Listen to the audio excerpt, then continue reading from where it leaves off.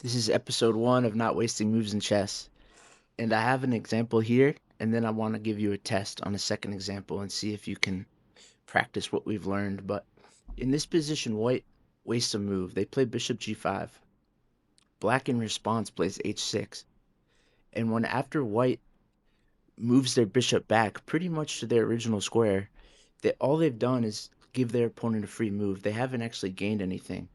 And giving your opponent a free move, you actually lose because Black has a strong threat here with the rook and the knight beaming down. And so here can play either bishop d8, bishop f8. And now white has to again respond to black's threats instead of making moves of their own. And they can't even play queen c2. White would love to be able to play queen c2 and get their rook in the game, but because they wasted a move, they don't have the time to do it.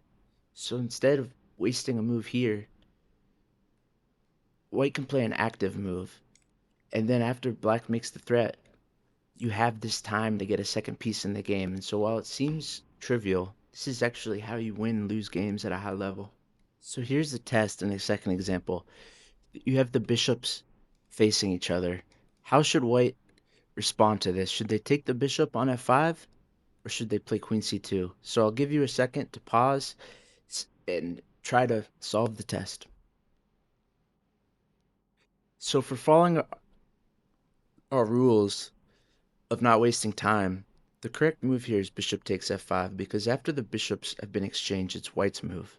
And white can make a threat. We can play queen b3 and we're attacking two pieces. After black responds to this threat, we have a second move where we can get in another piece. But if we waste a move and play queen c2, after the bishop exchange, it's black's move. And black has time to make threats. They can play knight c6, for instance, and kind of bug us with knight b4. And if, say, we respond to that threat, black has time for a second move. They can play rook to the half-open file, and look at the difference in positions. Here, since the bishop exchange, white's gotten nothing involved.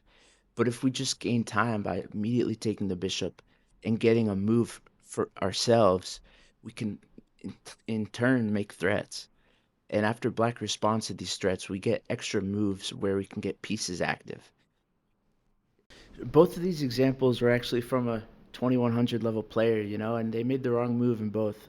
So if you're 1000, 1200, 1400, whatever your rating, don't get discouraged. Keep chess simple. Follow me for another video tomorrow.